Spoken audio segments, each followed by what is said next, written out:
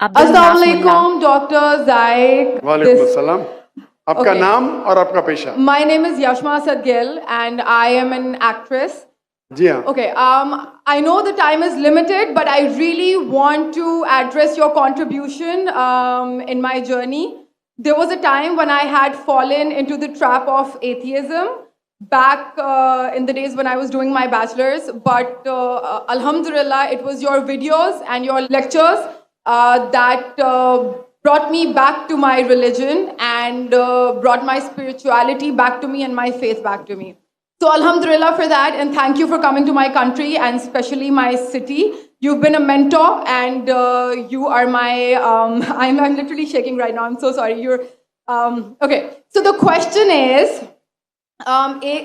pardon me if I say anything wrong because my knowledge is limited, but at the time when I was doing my research and I came across your lectures, there was everything else that I could understand, but one question still remains, which is that this concept of predestination, and then there is this one concept of us human beings and Jannat having free will, right? तो अगर सब कुछ पहले से लिख दिया गया है, अब कुछ अगर सब कुछ प्रीडेस्टिन्ड है, तो जो कॉन्सेप्ट है कि अगर एक चोर कहीं पे चोरी करता है तो वो तो पहले से नहीं लिख दिया गया था, उसको उसकी अकाउंटेबिलिटी क्या है उसमें फ्री विल के हिसाब से? बहन ने एक अहम सवाल पूछा है और वो कहती है कि पहले वो एक्ट्रेस थी और वो एथियज़म के जाल में फंस गई थी और मेरे कैसेट सुनने के बाद अल्हम्दुलिल्लाह वो वापस दीन की तरफ रुजू की और अल्लाह सुब्हाना व तआला ने हिदायत दी. उनका मेन सवाल है कि कदर के बारे में. मैं आपको मुबारकबाद देना चाहता हूँ कि आप एक फिल्म इंडस्ट्री से वापस सही रास्ते पे आए. बहुत मुश्किल है, अगर मीडिया के जाल में फंस जाते तो निकलना मुश्किल है, लेकिन अल्लाह ताला काफ़ी लोग को हिदायत दे रहा है. आपको भी अल्लाह ने हिदायत दी. उनका सवाल है कदर के बारे में, अबाउट डेस्टिनी, फ्री विल, कि अगर अल्लाह सुब्हाना व तआला ने मेरे तकदीर में लिखा कि मैं शराब पीऊँगा और मैं शराब पीता हूँ तो कौन जिम्मेदार? अल्लाह. नऊज़ुबिल्लाह. ये सवाल बहुत कॉमन है, लेकिन अक्सर मुसलमान घबराते पूछने के लिए, क्या कोई फतवा न दे दे मुझे, मैं काफिर हूँ. अल्लाह सुब्हानहू व तआला कुरान मजीद में इंसानों को एनकरेज करते सवाल जवाब के लिए. इसलिए कुरान मजीद में आप पढ़ेंगे 323 टाइम्स, 323 बार कहा गया है कुल, कालू, इन लोग ने कहा, और 323 बार अल्लाह कहते कुल, उनसे कहो. यानी कुरान मजीद की एक क्वेश्चन आंसर बुक है. 323 टाइम्स पूछा गया कि क्या सवाल है, अल्लाह बोलता है कुल, कहो कुल. उनने पूछा अल्लाह कौन है, कुल वल्लाहु अहद. तो ये कुल जो है, सवाल करना कोई बुरी बात नहीं, लेकिन ये सवाल बहुत कॉमन है कि हम तकदीर में मानते हैं, ये हमारा ईमान है. तो अल्लाह ताला अगर तकदीर में लिखा कि मैं मर्डर करूंगा, मैं किसका कत्ल करूंगा और मैं कत्ल करता हूं, तो कौन जिम्मेदार? अल्लाह. नऊज़ुबिल्लाह. अगर लिखा है मेरे तकदीर में कि मैं शराब पीऊंगा और मैं शराब पीता हूं, कौन जिम्मेदार? अल्लाह. नऊज़ुबिल्लाह. इसका जवाब ये है कि हमें समझना चाहिए तकदीर की क्या मानी है. और ये सवाल जब मैं दावती मैदान में तकरीबन 35 साल पहले शुरू किया तो ये सवाल मुझे भी बहुत परेशान कर. किसने पूछा नहीं मुझे, अल्लाह की मदद है, अल्लाह की मदद है, जवाब मिलने के बाद ही लोग पूछते हैं. तो पहले चंद साल काफ़ी तहकीक की, लेकिन जवाब कोई किताब में मिली नहीं. जवाब मिला, फिर मैंने उलमा से पूछा सही है, तो उन्होंने बोले माशाल्लाह अच्छा जवाब है, और मैं अभी पेश करूंगा आपके सामने. मैं मिसाल देता हूं कि अगर एक टीचर क्लासरूम में 100 बच्चे को पढ़ा रही है, 1 साल पढ़ाने के बाद इम्तिहान के पहले टीचर बोलती है ये बच्चा एग्जामिनेशन में फर्स्ट क्लास फर्स्ट आएगा, ये बच्चा सेकंड क्लास आएगा, ये बच्चा फेल होएगा. माफ करना, आपको मिसाल बोल रहा हूँ, कल मिसाल है आपके लिए. और एग्जामिनेशन के बाद ये सही निकलता है, ये बच्चा फर्स्ट क्लास फर्स्ट आता है, ये बच्चा सेकंड क्लास, ये बच्चा फेल होता है. मेरा सवाल है कि जो बच्चा फेल हुआ वो बोल सकता है कि टीचर ने प्रिडिक्ट की, क्योंकि टीचर ने प्रिडिक्ट की क्या मैं फेल होऊंगा इसलिए मैं फेल हो गया. क्या वो बोल सकता है ऐसा? हाँ क्या नहीं? नहीं. टीचर देखती थी कि ये बच्चा स्टूडियस है, बराबर होमवर्क करता है, ज़हीन है, ये बच्चा एवरेज है, ये बच्चा हॉकी खेलता था, क्लास में भी नहीं आता था, पिक्चर देखता था. तो टीचर ने دیکھ کے پریڈکٹ کی. اور ٹیچر اکثر صحیح ہوتی ہے لیکن انسان ہے, غلطی بھی ہو سکتی. اسی طریقے سے اللہ سبحانہ و تعالیٰ ایک انسان نہیں ہے, اللہ کے پاس علم غیب ہے. اللہ کو پہلے ہی پتا ہے آپ کیا ڈیسیشن لینے والے ہیں. مثال کے طور پہ ایک شخص آتا ہے چوراہے پہ, وہ 4 میں سے ایک سڑک کو چن سکتا ہے, نمبر 1 سڑک, نمبر 2 سڑک, نمبر 3, نمبر 4. وہ چنتا ہے نمبر 2 سڑک. چوائس کس کی؟ انسان کی, ہاں کہ نہیں؟ لیکن اللہ سبحانہ و تعالیٰ کو علم غیب ہے کہ 5 تاریخ کو اکتوبر کے رات کو 1 بجے 1:15 بجے یہ چوراہے پہ آئیں گا. اس کے پاس 4 چوائس تھے, سڑک نمبر 1, سڑک نمبر 2, سڑک نمبر 3, سڑک نمبر 4. اللہ تعالیٰ جانتے کہ یہ سڑک نمبر 2 چنے گا, تو اللہ تعالیٰ لکھ دیتے تقدیر میں پہلے ہی کہ یہ انسان 5 اکتوبر کی رات کو 1 بجے 1:15 بجے سڑک نمبر 2 پہ چنے گا. تو سڑک نمبر 2 کس نے چنا, اللہ نے یا کیا انسان نے؟ اللہ نے چنا یا انسان نے چنا؟ انسان نے چنا. تو کون ذمہ دار, اللہ یا انسان؟ انسان. وہ آگے جاتا ہے اور 3 سڑک آتے, سڑک اے, سڑک بی, سڑک سی. وہ چنتا ہے سڑک اے, اللہ تعالیٰ جانتا ہے کہ وہ سڑک اے چنے گا, لکھ دیتا ہے. کون ذمہ دار؟ انسان. اللہ جانتے ہیں کہ گریجویشن پاس کرنے کے بعد وہ انسان ایمانداری سے کما سکتا ہے یا چیٹنگ کر کے کما سکتا ہے. وہ چیٹنگ کر کے کماتا ہے, اللہ تعالیٰ لکھ دیتے کہ گریجویشن کے بعد یہ انسان کو آپشن نمبر تھا, ایمانداری سے کمائے, چیٹنگ کر کے کمائے. وہ چیٹنگ کر کے کمائیں گا, ایڈوانس میں لکھتے. چن رہا ہے کون؟ انسان. لیکن اللہ تعالیٰ کے پاس علم غیب ہے, تو اللہ تعالیٰ اسی لیے لکھ رہے ہیں کیونکہ وہ جانتے ہیں کہ وہ انسان یہ غلط کام کریں گے. یہ نہیں کہ اللہ لکھتے ہیں اور وہ انسان غلط کام کرتا ہے, کیونکہ وہ انسان غلط کام کرنے والا ہے. اللہ جانتے ہیں, اللہ ایڈوانس میں لکھتے. تو کون ذمہ دار؟ انسان. تو اللہ کے پاس علم غیب ہے اور اللہ سبحانہ و تعالیٰ کبھی غلطی نہیں کرتے. اللہ نے آپ کو اختیار دیا کہ آپ چوری کر کے زندگی بسر کر سکتے یا ایمانداری سے. آپ ایمانداری سے کرتے, اللہ تعالیٰ لکھ دیتے کہ یہ انسان ایمانداری سے زندگی بسر کرے گا. تو کون ذمہ دار؟ انسان. ایک حدیث میں آتا ہے کہ دعا تقدیر کو بدل سکتی ہے. صحیح بات ہے. مثال کے طور پہ آپ جاتے ہیں ایگزامینیشن میں, آپ کو پیپر آپ کا بہت خراب جاتا ہے, آپ جانتے ہیں میں فیل ہونے والی ہوں. آپ گھر پہ آ کے دعا کرتے یا اللہ مجھے پاس کر. اللہ سبحانہ و تعالیٰ کو پتا ہے کہ آپ ایگزامینیشن میں جانے والے یہ تاریخ کو آپ فیل ہوئیں گے. اللہ کو یہ بھی پتا ہے کہ آپ گھر پہ آ کے دعا کریں گے, ہاں کہ نہیں؟ اللہ کو یہ بھی پتا ہے کہ اللہ دعا قبول کریں گے کہ نہیں, اللہ دعا قبول کر لیتا ہے. تو تقریر میں لکھا ہے یہ لڑکی ایگزامینیشن میں جاتی ہے, فیل ہونے والی تھی, گھر پہ آ کے دعا کرتے, اللہ تعالیٰ دعا قبول کر لیتا, اسے پاس کر لیتا ہے. تو ہمیں پتا نہیں کہ کیا ہوگا, تو دعا کرنا اچھی بات ہے. اسی لیے علامہ اقبال فرماتے خودی کو کر اتنا بلند کہ ہر تقدیر کے پہلے خدا بندے سے خود پوچھے تیری رضا کیا ہے. سبحان اللہ.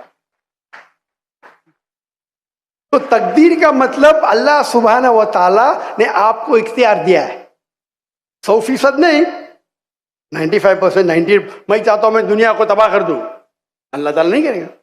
لیکن اللہ آپ کی چوائس آپ کے اوپر چھوڑا ہے. آپ کو ہدایت دی قرآن میں اور حدیث میں, آپ فالو کرو نہیں کرو آپ کے اوپر ہے, آپ کے اوپر فری ول ہے. لیکن اگر آپ کوئی غلطی کرتے آپ ذمہ دار, آپ کوئی اچھائی کرتے آپ ذمہ دار. تو اسی لیے تقدیر کے بارے میں اللہ کو علم غیب ہے. تو جو بھی غلط کام کرتے ہیں آپ کرتے ہیں, اللہ تعالیٰ آپ سے نہیں کرواتا. تو یہ اگر آپ سمجھ لیں گے تو انشاءاللہ آپ قرآن مجید کی جو تعلیمات پہ عمل کریں گے اور انشاءاللہ آپ جنت میں جائیں گے. بہن نے بہت عام سوال پوچھا ہے کہ آپ جب بولتے ہیں اسلام میں بت پرستی حرام ہے, تو آپ مکہ میں جب جاتے ہیں, مکہ میں بھی آپ سنگ اسود کالے پتھر کو یا اینٹ کو پوجا کرتے, تو کیا فرق ہے؟ سوال اچھا ہے, عام ہے. اس کا جواب ہے کہ اسلام میں کوئی بھی کعبہ کی عبادت نہیں کرتا, نہ سنگ اسود کی کرتا ہے. کعبہ ہمارے لیے قبلہ ہے, ایک دشا ہے. ہم جب نماز پڑھتے ہیں ہم مانتے ہیں ان کانگریگیشن, جماعت میں. اگر یہاں نماز پڑھنے کا ہے تو کوئی کہیں گا دکشن کی طرف دیکھو, کوئی کہیں گا شمال کی طرف, کوئی کہیں گا پورب, کوئی کہیں گا پچھم, کس طرف دیکھے. تو اسلام میں जमात के लिए हम देखते हैं काबा की तरफ। कुरान की आयत है सूरह बकरा की सूरह नंबर 2 आयत नंबर 144 में कि जहां भी नमाज पढ़ो किबला की तरफ, किबला है काबा। और आप अगर नॉर्थ में रह रहे तो आप साउथ की तरफ देख के नमाज पढ़िए, साउथ में रह रहे तो नॉर्थ की तरफ, ईस्ट में तो वेस्ट में, वेस्ट की तरफ रहते तो ईस्ट में। काबा की तरफ दिशा है सिर्फ। और सबसे पहले मुसलमानों ने वर्ल्ड मैप बनाए थे अल इद्रूसी इन 1154। उस वक्त जब मुसलमानों ने वर्ल्ड मैप बनाई तो साउथ पोल ऊपर था, नॉर्थ पोल नीचे, काबा बीच में था। उसके बाद वेस्टर्न कार्टोग्राफर्स आए, मगरबी कार्टोग्राफर्स आए, मैप को उल्टा किया, north pole top, south pole down. उसके बाद भी अल्हम्दुलिल्लाह काबा बीच में है। हम जब मक्का जाते हैं उम्रा या हज के दौरान तवाफ करते हैं, सर्कमएम्बुलेशन ऑन द काबा, काबा के गोल घूमते हैं, क्योंकि वो अल्लाह का हुक्म है, हमारे रसूल का हुक्म है। और एक वजह मेरे दिमाग में आती है कि हर दायरे का, हर सर्कल का एक ही सेंटर है, उसके मानी अल्लाह एक है, खुदा एक है। और दूसरे खलीफा का कहना है, हजरत उमर रज़ियल्लाहु अन्हु का, सही बुखारी की हदीस है, जिल्द नंबर 2 किताबुल हज, बाब नंबर 56 हदीस नंबर 675 675। इस हदीस में हजरत उमर रज़ियल्लाहु अन्हु कहते हैं कि मैं इस काले पत्थर को चूम रहा हूं क्योंकि मैंने मेरे रसूल को चूमते देखा, वरना ये काला पत्थर ना मुझे कोई नुकसान पहुंचा सकता है ना कोई फायदा। ये कहना कि काला पत्थर ना नुकसान पहुंचा सकता है ना फायदा, ये सबूत है कि हम बुत परस्ती करते ही नहीं। उसके अलावा मोहम्मद सल्लल्लाहु अलैहि वसल्लम के दौर में सहाबा काबा पे चढ़ के आजान देते थे। कोई भी बुत परस्ती करने वाला जिस बुत की वो पूजा करता है उस बुत पे चढ़ेगा? बिल्कुल नहीं। तो ये सबूत है कि कभी भी मुसलमान काबा को पूछते नहीं। Hope that answers the question. मैं रिंटा सरदार, मैं सातरागाछी से आया हुआ हूँ।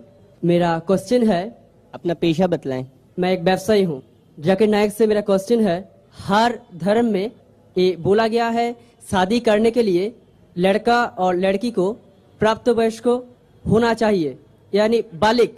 तो दिखा गया है और ये भी कहा गया है मुस्लिम लोगों के लिए कि मुस्लिम लड़का और लड़की को शादी करने के लिए घर के बुजुर्ग से इजाजत लेना पड़ता है, मगर अक्सर देखा जाता है कि ये बालिग घर से भाग के अपना बुजुर्ग से इजाजत ना लेके दूसरी जगह जाकर शादी करता है, और वो शादी होता है किसी मस्जिद या किसी इमाम के पास। ये सही है या गलत? भाई साहब का 2 सवाल था। पहला सवाल कि इस्लाम में शादी होने के लिए लड़का और लड़की बालिग होना जरूरी? बेशक बालिग होना जरूरी। दूसरा सवाल कि आजकल बहुत से नौजवान बालिग लड़का लड़की घर से भागते हैं, ये जरूरी है कि माँ बाप की इजाजत लेना चाहिए शादी के लिए, भाग के फिर मस्जिद में शादी करते, कहाँ तक सही है? भाई साहब, इस्लाम में माँ बाप की इजाजत फर्ज नहीं है, बेहतर है। अगर आप वालिदैन की इजाजत लेके शादी करते हैं तो बेहतर है, फर्ज नहीं है। ये मैंने मेरे तकरीर में भी कहा हूँ। तकरीर में कहा हूँ कि अल्लाह के रसूल ने कहा, सही बुखारी में जिल्द नंबर 7 किताबुन निकाह, बाब नंबर 43 हदीस नंबर 69 एक औरत आके अल्लाह के रसूल से कहती है कि मेरे वालिद ने मेरे मर्जी के खिलाफ मेरी शादी एक मर्द से की, अल्लाह के रसूल ने शादी तोड़ दी। तो वालिदैन की इजाजत फर्ज नहीं है, लिए तो बेहतर है, फर्ज नहीं है। मैंने तकरीर में भी कहा। लेकिन अगर लड़की चाहती है कि मैं शादी नहीं करूं तो कोई भी वालिदैन उससे जबरदस्ती नहीं कर सकता, ना बाप ना माँ।